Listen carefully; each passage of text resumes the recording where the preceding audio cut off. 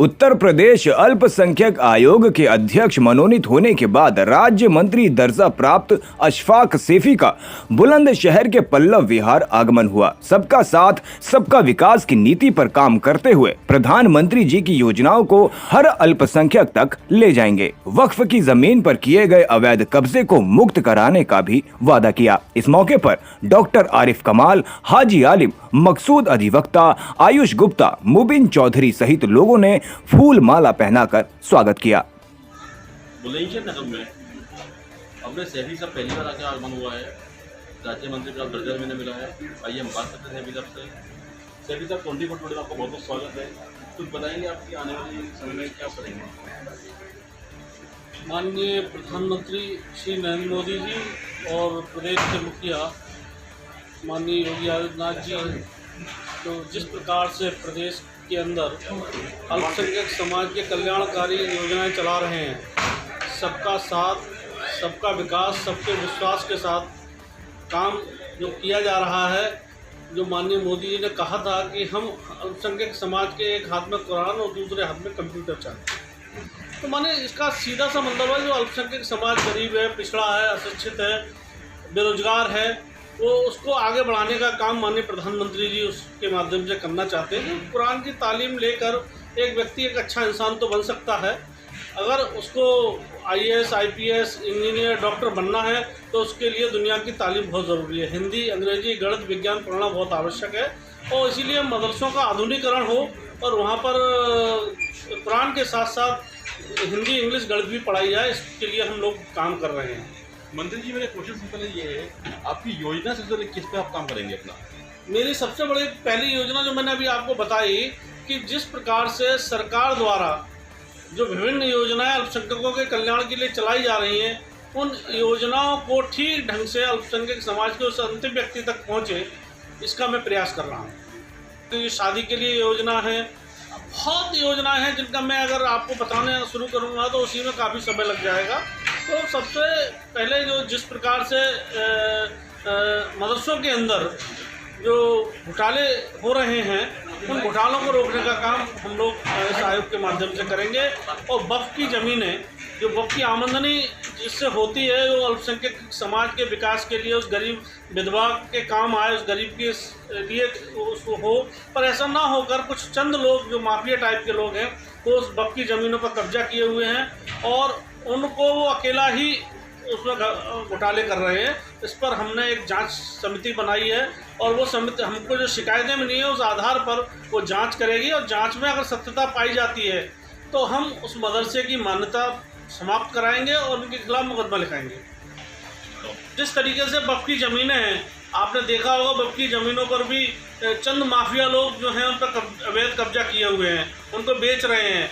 उस ऐसे लोगों की हमको भी शिकायतें मिली हैं। हमारी जहाँ भी मीटिंगें हुई हैं, हमने वहाँ के अधिकारियों को निर्देशित किया है कि वो ज़मीनों पर अवैध कब्जे वहाँ की जांच हो और जांच में अगर इस प्रकार की किसी भी लोग सम्मिलित हों उनके खिलाफ, जैसे अभी तक जो कार्रवाइयाँ होती रही हैं माफियाओं के खिलाफ, चाहे वो अतीक अहमद हों या अन्य माफिया लोग हों, वैसी ही कार्रवाई उनके साथ होनी चाहिए, उनकी ज़मीनें कुर्क होनी चाहिए, उन पर कार्रवाई हो। मंत्री जी, ये अपने जो अल्पसंख्यक समुदाय के लोग हैं, इनके लिए क्या संदेश देना चाहते हैं? माननीय प्रधानमंत्री का जो मंत्र है, एक हाथ में कुरान दूसरे हाथ में कंप्यूटर, हमें अपने परिवार में अपने सदस्यों को कुरान के साथ साथ दीनी तालीम के साथ साथ दुनिया की तालीम दिलाना आवश्यक है। शिक्षा हमको बहुत ज़रूरी है। उसमें अपने बच्चों को अगर हम शिक्षा दिलाएंगे और हमें भले ही नौकरी ना मिले, अगर हम पंचर जोड़ने का काम करते हैं या लोहे का काम करते हैं, जो भी मजदूरी लकड़ी का काम करते हैं, तो उस काम को तरीके से करेंगे, उसको एक तरीका आएगा, एक सलीका आएगा काम का। इसलिए शिक्षा पर मेरा जोर रहेगा कि हर व्यक्ति को शिक्षा मिले। तो ये थे हमारे साथ अशफाक सैफी की मंत्री जी, उनका परिचय आना हुआ था। आइए हम अब देखते हैं यहाँ की जनता का कहना क्या है। एक बार हम बात करेंगे जनता से। डॉक्टर साहब, ये हमारे बुलंदशहर में अशफाक सैफी जी आए हुए हैं, तो इनके आने से क्या उम्मीद लगती है आपको अल्पसंख्यक समुदाय के बारे में? क्या होगा?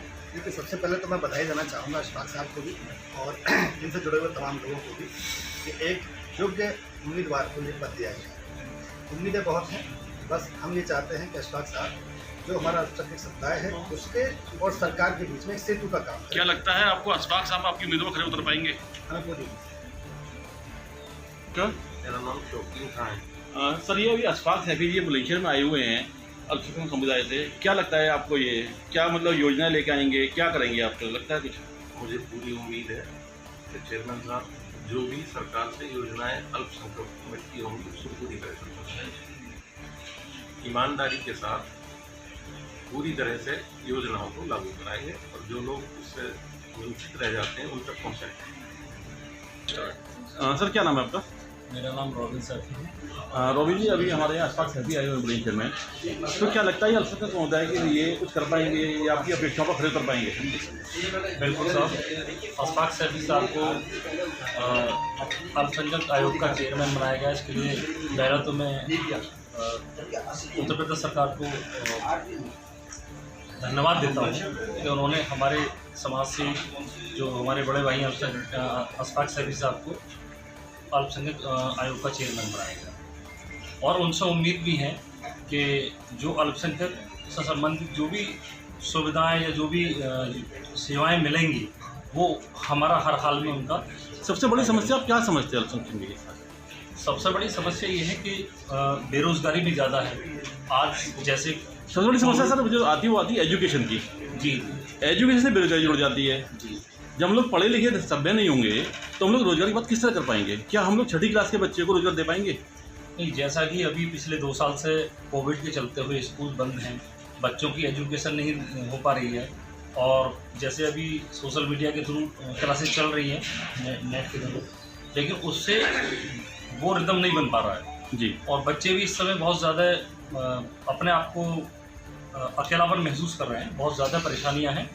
तो अभी ये हालात बने हुए हैं कि इसमें एजुकेशन मतलब हमको लगता है कि अशफाक सैफी जी अगर हम लोग बुलंदशहर आए हुए हैं जी अल्पसंख्यक समुदाय के लिए एक अच्छा कार्य करके जाएंगे और ये जो आपकी अपेक्षाएं पर खरा उतरेंगे। जी बिल्कुल, पूरी उम्मीद है कि जो भी अल्पसंख्यक से रिलेटेड योजनाएं हैं या जो सुविधाएं मिलेंगी, और हमें उम्मीद है कि हर हाल में अशफाक भाई से कि वो हर हाल में अल्पसंख्यक के लिए कुछ ना कुछ एक करेंगे और बुलंदशहर के लिए भी कुछ ना कुछ सोचेंगे अच्छे राष्ट्र।